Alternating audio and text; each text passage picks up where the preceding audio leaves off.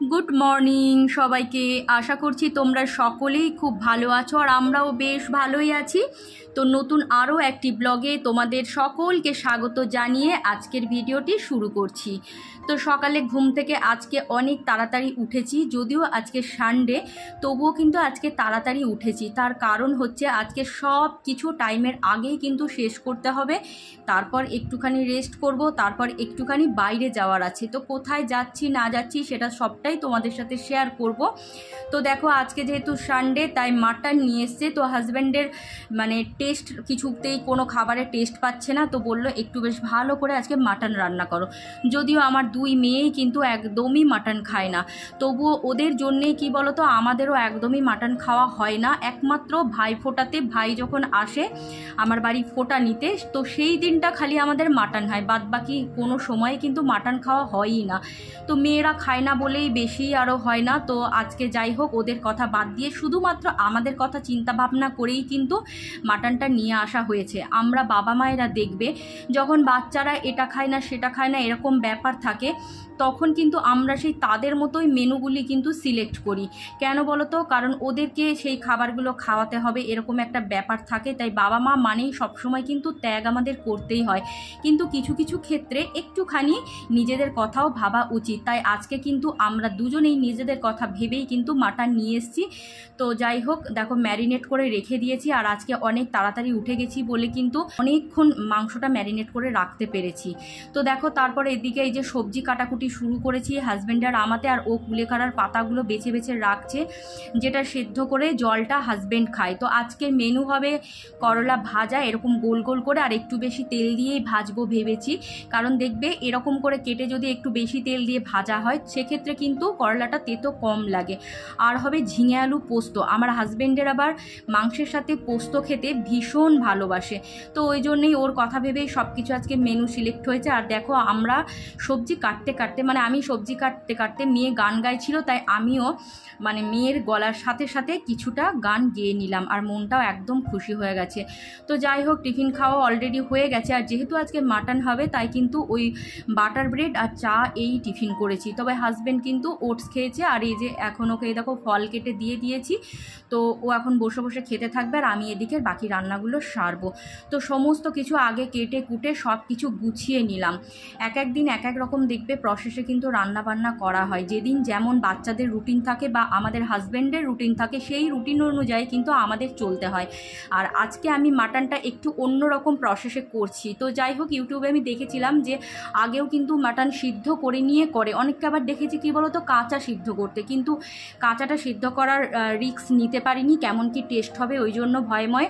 তো ওই যে ম্যারিনেট করা ছিল প্রায় ঘন্টা দুয়েক, তারপর দেখো আমি প্রেশার কুকারে 3টে মতো সিটি মেরে নিয়েছি, আর মশলা টশলা সমস্ত কড়াইয়ে কষিয়ে নিয়ে আলুও ভেজে কিন্তু আগেই তুলে রেখেছি, তারপর ওই সিদ্ধ করা মাটনটা দিয়ে দিলাম। আর বিশ্বাস করো খেতে এত ভালো হয়েছিল, তোমরা এভাবে করে একবার দেখবে, ভীষণ খেতে ভালো হয়েছিল। আর অবশ্য কি বলো তো, এই চিকেনই বলো বা মাটনই বলো, ম্যারিনেট করে রেখে দিলে কিন্তু মাংসের টেস্ট কিন্তু অনেকটাই আলাদা হয়। তো দেখো এই যে ভেজে রাখা আলুগুলো এখন দিয়ে দিলাম, এখন একদম আঁচ কমিয়ে দিয়ে এখন আস্তে আস্তে একটুখানি ফুটবে, যতক্ষণ না আলুগুলো একটু সিদ্ধ হচ্ছে, ব্যাস তাহলেই কিন্তু আমার মাটনটা কমপ্লিট হয়ে যাবে। তো এদিকে দেখো আর অপেক্ষা না করে আর একটা কড়াইতে এই যে করলাগুলো ভাজতে বসিয়ে দিচ্ছি।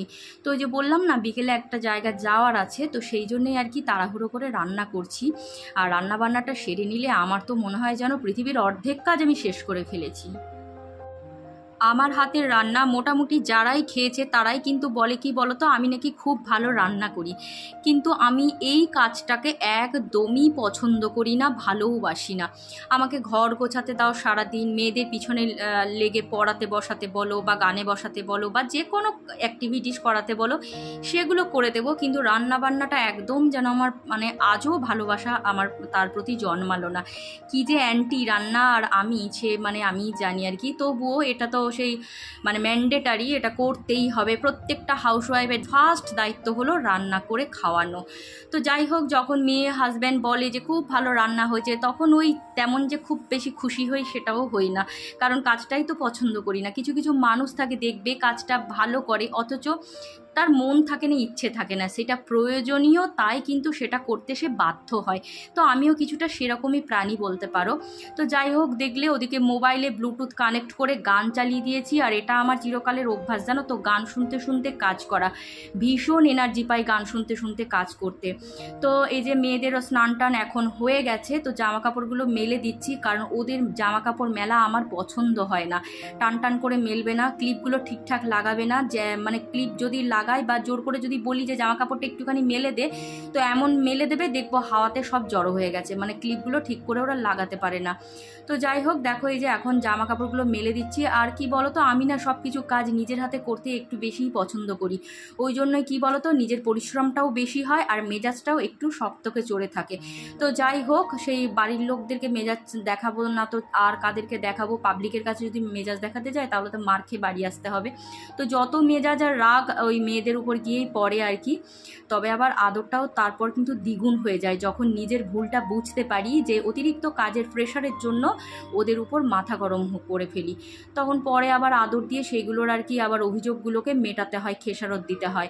তো দেখো এদিকে করলা ভাজাও কিন্তু আমার অলরেডি কমপ্লিট হয়ে গেছে, আর একদম আঁচ কমিয়ে দিয়ে মাটানো ওদিকে ফুটছে আর কি। তো এখন বসাবো এই যে ঝিঙে আলু পোস্ত। তো প্রথমে তেলে অল্প একটু কালো জিরে দিয়েছি, তারপর আলুটা দিয়ে একটু ভাজা ভাজা হয়ে গেলেই ঝিঙেটা দিয়ে দেব, তারপর ওদিকে আবার বাকি কাজগুলো সারবো। তো দেখেছো, রান্নাঘর থেকে পালাতে পারলে বাঁচি আমি। তো ওই আঁচ কমিয়ে দিয়েছি একদম, আলুগুলো ভাজতে বসিয়ে দিয়ে চলে এসেছি আবারও এই যে টিভির রুমটাতে। আর এই কাজগুলো আমার না করলে রাতের ঘুমও হবে না, পেটের ভাতও হজম হবে না, এরকম একটা ব্যাপার।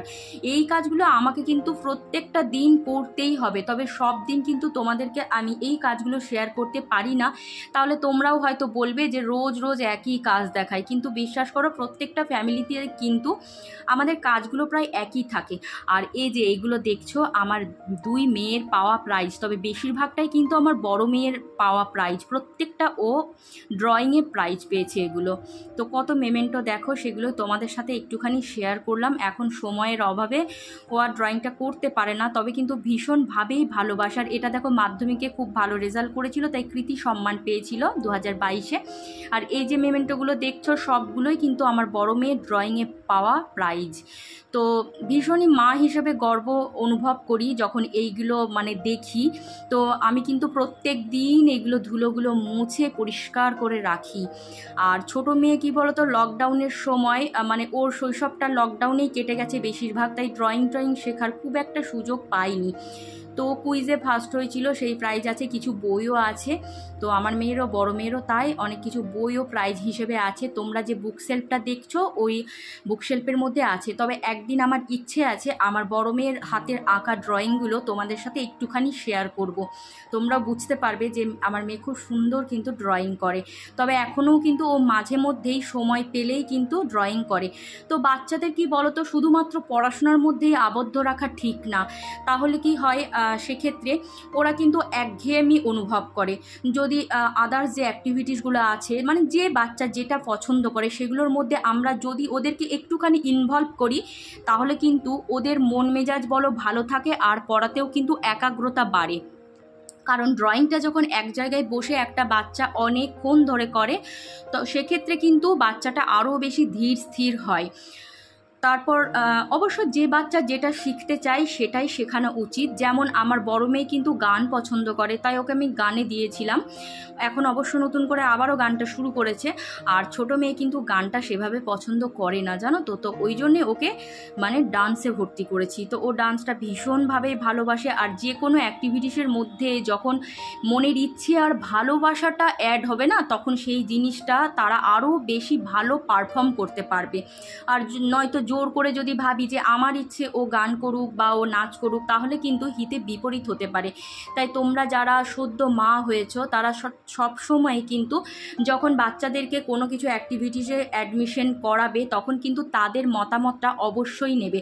তুমি নিজে গান ভালোবাসো বা নিজে ডান্স ভালোবাসো বা নিজে ড্রয়িং ভালোবাসো ভেবে কিন্তু তাদেরকে কখনোই অ্যাডমিশন করাবে না। সব সময় জানতে চাইবে বাচ্চা কি ভালোবাসে, তো সেই মতো তাদেরকে সেই অ্যাক্টিভিটিসে দেবে, দেখবে তোমরা অনেক ভালো রেজাল্ট পাবে। ওদিকে আমার রান্না বান্না চলছে আর এদিকে দেখো ঘর গোছানো চলছে। আর এই ঘর গোছানোর কাজে আমি কিন্তু কোনো আমার ক্লান্তি লাগে না, মানে অক্লান্ত পরিশ্রম আমি করতে পারি একদম সকাল থেকে রাত অবধি। এদিককার জিনিস ওদিক হলেই কিন্তু সাথে সাথে আমার সেখানে চোখ যায়, সাথে সাথেই সেটা ঠিক করে নিই। তো দেখো মেয়েদের বুক শেলফটাও পরিষ্কার করে নিয়ে ওই ঘরটা পুরো কমপ্লিট করে আবারও চলে এসেছি রান্নাঘরে। ততক্ষণে কিন্তু আলুগুলো দেখতেই পাচ্ছ ভাজা ভাজা হয়ে গেছে। এখন এই যে ঝিঙেগুলো অ্যাড করে দিলাম আর সাথে দিয়ে নিচ্ছি নুন। তাহলে কি হবে বলো তো, ঝিঙেগুলো তাড়াতাড়ি একটু নরম হয়ে যাবে। আর তারপর চাপা দিয়ে দেবো, তারপর পোস্তটা বেটে দিয়ে দেবো, তাহলেই হয়ে যাবে। আর দেখো মাংসের কালারটা দেখেছো কি সুন্দর, একদম লাল লাল ঝোল হয়েছে। অবশ্য খুব ঝোল করিনি, কারণ চিকেনই বলো বা মাটনই বলো আমরা কিন্তু খুব বেশি ঝোল পছন্দ করি না। এরকম বেশ মাখা মাখা লাগা লাগা হবে, এটাই বেশি খেতে কিন্তু ভালো লাগে। তো যাই হোক, রান্না বান্না কমপ্লিট করে এই যে এখন মানে ডাইনিংয়ে টেবিলে এসে রাখছি। আর দেখো আমার ডাইনিং টেবিলটায় আমি কিন্তু কোনো রকম ক্লথ ইউজ করি না। এরকমভাবে করলে কি হয়, মানে টেবিলটা মুছতে পরিষ্কার করতে খেতেও কিন্তু ভীষণভাবেই ভালো হয়। যেহেতু টেবিলটা মার্বেলের, তাই একদম মেঝের মতোই যেন কাজ করে। আর অবশ্য আমি না ডাইনিং টেবিলে খেতে বসা একদমই পছন্দ করি না, আমার মানে ভালোই লাগে না। আমার যেন মনে হয় মাটিতে একদম পা মুড়ে বসে খেতে সেটাই যেন বেশি মানে কমফোর্টেবল ফিল করি। তো ওই জন্যই তোমরা দেখতেও পাও আমি কিন্তু বেশিরভাগ দিনই নিচে বসে খাই। আর আমার সাথে সাথে আমার মেয়েগুলোও নিচে বসে খায়, তবে খুব মাঝে মধ্যে খাই অবশ্য।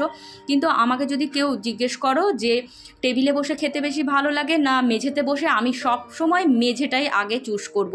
তোমাদের কার কার এরকম হয় আমাকে একটু কমেন্টে বলো তো। আর এইদিকে দেখো এই যে কুলেখাড়ার পাতাগুলো সিদ্ধ করে নিয়েছি। তারপর এই যে একটা কাচের শিশিতে জলটাকে ভরে রাখলাম, কারণ এই জলটা তো হাজব্যান্ডকে একদিনে খাওয়াবো না, রোজ 1 কাপ করে দিই। তো আমার একদিন করলে পরে ওই 3 দিন মতো চলে। তো এই যে 1 কাপ এখন করে নিলাম, দিয়ে নিলাম। এটা এখন হাজব্যান্ড খাবে, খেয়ে স্নানে যাবে, আর বাকিটা কিন্তু ওই কাচের শিশিতে রেখে দেবো। আর দেখো হাজব্যান্ডের মুখটা দেখো, ওকে তুমি যে খাবারই দাও না কেন সব খাবার কিন্তু হাসি মুখে খেয়ে নেই। ওর জিভের স্বাদ বলতে কিচ্ছু সেরকম নেই, বুঝেছো? মানে ওকে যে কোনো খাবার জিনিস হলেই হলো, ওর কোনো রকম কোনো ওর আপত্তিও নেই, নাক মুখ সিটকানোও তোমরা দেখতে পাবে না। আর এদিকে দেখো রান্না বান্না কিন্তু ওদিকে চলছে। পোস্তটা অলরেডি আমি আলু আর ঝিঙে চাপা দিয়ে রেখে এসেছি। তো এই যে আমার তো গ্রিলটা পরে আমি বানিয়েছিলাম, এই যে মানে বক্স মতো ওই টপগুলো রাখার জন্য, তা সেই যে লাগিয়েছে। তারপর তো হাজব্যান্ডের শরীর খারাপ হয়ে গেল, তো ওই জন্য ও ওটা কালার করতে পারেনি। তো বৃষ্টি হয়েছে মাঝে মধ্যেই, তারপর রোদ বৃষ্টি পেয়ে কি হয়েছে বলো তো, পুরো কিন্তু মরচে ধরে গেছে। তো ওগুলোকেই একটুখানি আমি ঘষা মাজা করে দিলাম, তারপর হাজব্যান্ড একটুখানি ওগুলো কালার করে দেবে, নইলে না গ্রিলগুলো নষ্ট হয়ে যেতে পারে।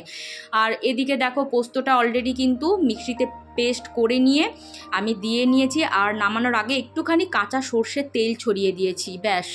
তো রান্নাবান্না কমপ্লিট, ধোয়া মাজাও এ দেখো চলছে। তো যেহেতু দুটো কড়াইতে আজকে রান্না বসিয়েছি, ওই জন্য কিন্তু অনেক সময়ের আগেই কিন্তু সব কিছু কাজ কমপ্লিট হয়ে গেছে আমার, আর ওই জন্যই গ্রিলটাতেও হাত দিতে পেরেছি। তো কদিন ধরেই বলছিলাম যে গ্রিলটা একটু ঘষে কালার করতে হবে। তো হাজব্যান্ড বললো তুমি এক কাজ করো, ঘষে দাও, আমি কালার করে নেবো। তো ঘষতে ঘষতে না হাতগুলো পুরো আঙুলগুলো লাল হয়ে গেছিলো জানো, তো কালার করা আর হয়নি। আমি একবার ভাবলাম কি নিজেই করে নেবো, তবে আজকে আর কালার করা হয়নি এখনও। ওই ঘষে ওরকম করেই রেখে দিয়েছি। টবগুলোও ব্যালকনিতে যাচ্ছে তাইভাবে নিচের মেঝেতেই পড়ে আছে, তো ওদিকে আর দেখছি না। এদিকে দেখো হাজব্যান্ডের যদি খেতে দেরি হয়ে যায় বলে কিন্তু ওকে একদম সময় মতোই খেতে দিয়ে দিয়েছি। তারপর আমি ঝাড় দেওয়া শুরু করেছি। ভাবলাম কি তাড়াতাড়ি হয়ে যাবে যে গ্রিলটা ঘষতে, কিন্তু যে টাইমে কথা ভেবেছিলাম তার থেকে একটু বেশি টাইম লাগলো। তো যাই হোক, ওদিকে ওই জন্যই কাজটা ফেলে রেখে দিয়েছি। বিকেলে যেহেতু বেরোবো, আর এখন ওই 1টা মতো বাজে।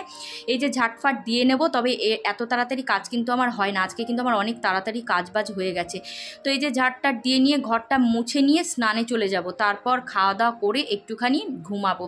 আর এই যে দেখো এই বাইরের জুতোগুলো যতই এদের বলি না কেন যে র্যাকের মধ্যে রাখতে, কেউ কিন্তু রাখে না। প্রত্যেক দিন আমি যখন ঝাড় দিই তখন জুতোগুলোকে গোছায়, আবার পরে কেউ নিচে যাবে, কেউ এখানে ওখানে যাবে, সেই আবার দেখবে বাইরে ওইভাবেই ফেলে রেখে দেয়। এদেরকে কি বলবো, কথা বললেও না এরা কথা কানেই করে না, কারণ ওদেরকে তো সামলাতে হয় না, সামলাতে তো আমাকেই হয় আর কি। তো তারপর দেখো এই যে মেয়ে যেহেতু মাটন খায় না, তাই ওর জন্য একটু ডিম ভেজে দিয়েছি। আর ছোটো মেয়ে কিন্তু বাড়িতে নেই, কারণ ওর আজকে ডান্সের প্রোগ্রাম আছে, তো সেইখানেই যাব আমরা। তো ওই জন্য এই যে খাওয়া দাওয়া করে নিচ্ছি। আমি আর বড় মেয়ে এখন খাবো, তারপর একটুখানি রেস্ট করব, তারপর চলো বিকেলে তোমাদের সাথে দেখা হচ্ছে। তো আবারও দেখা হচ্ছে তোমাদের সাথে সন্ধেবেলা। তো এখন ঘড়িতে সময় হচ্ছে ওই 6টা মতো। তো এই যে আমার রোডের ওপারেই কাছেই আর কি প্রোগ্রাম হবে, রবীন্দ্র ভবনে প্রোগ্রাম আছে আজকে মেয়ের, তো সেই জন্যেই যাচ্ছি। তো মানে হাজব্যান্ড, আমি আর বড় মেয়ে 3 জনে মিলেই যাচ্ছি। তো এই দেখো আমাদের ফ্ল্যাটটাও দেখতে পাওয়া যাচ্ছে। তো একদম রাস্তার এপারে, একটুখানিও মানে 1 মিনিটও না। তো সবাই মিলেই যাচ্ছি। তো হাজব্যান্ডকেও বললাম চলো তুমি একটু দেখে আসবে। তো প্রথমে ও একবার বলছিল যে আমি না হয় যাবো না, অতক্ষণের প্রোগ্রাম দেখতে পারবো, অতক্ষণ বসে। চলো না, যতক্ষণ পারবে দেখবে, তারপর মানে তোমার যদি অসুবিধা হয় তখন তুমি বাড়িতে চলে আসবে, যেহেতু কাছেই তার জন্যই নিয়ে গেছি। আর এই যে দেখো মেয়েদের প্রোগ্রাম শুরু অলরেডি হয়ে গেছে, তবে আমি কিন্তু মিউজিক দিতে পারছি না, কারণ আগে 2বারই আমার মেয়ের প্রোগ্রাম দিয়ে আমার ভিডিও দেখবে, অলরেডি কিন্তু ইউটিউবে আছে, ততবারই কিন্তু আমি কপিরাইট খেয়েছি, তাই এবার আর এই রিস্কটা নিলাম না। আমার পরিবারে বেশ কিছু নতুন বন্ধু এবং বোন তোমরা জয়েন হয়েছো। তো তোমরা হচ্ছে মনীষ বেঙ্গলি হোম, সুষমা ধারা, আলেমা বিবি, রসনাই, রিয়া দেবী, সুস্মিস লাইফস্টাইল, রিঙ্কি মল্লিক, মামনি দাস, SPK ব্লগস। তো তোমাদের সকলকে জানাই অনেক অনেক স্বাগত। তো আরেকজন আমাকে কমেন্ট করে জানতে চেয়েছো, গীতা রয়, যে আমি ইন্ডাকশনটা কিভাবে পরিষ্কার করি। তো ইন্ডাকশনটা আমি এমনি ভিম লিকুইড দিয়ে পরিষ্কার করি, আর একটা হোমমেড আমার DIY আছে, সেটা দিয়েও পরিষ্কার করি। তো সেটা অবশ্যই তোমাকে জানাবো। তো মেয়ে যেহেতু সেই সকাল 10টার থেকে বাড়িতে ছিল না, এখন বাজে রাত 11:30। তো এতক্ষণ ও আমাকে ছাড়া ছিল, তাই দেখো বাড়ি এসেই যত রাজ্যের গল্প শুরু হয়েছে। তো চলো এখন ওর সাথে বসে বসে গল্প করি, আর তোমাদের থেকেও বিদায় চেয়ে নিলাম। দেখা হবে আবারও পরের ভিডিওতে, ততক্ষণের জন্য টাটা।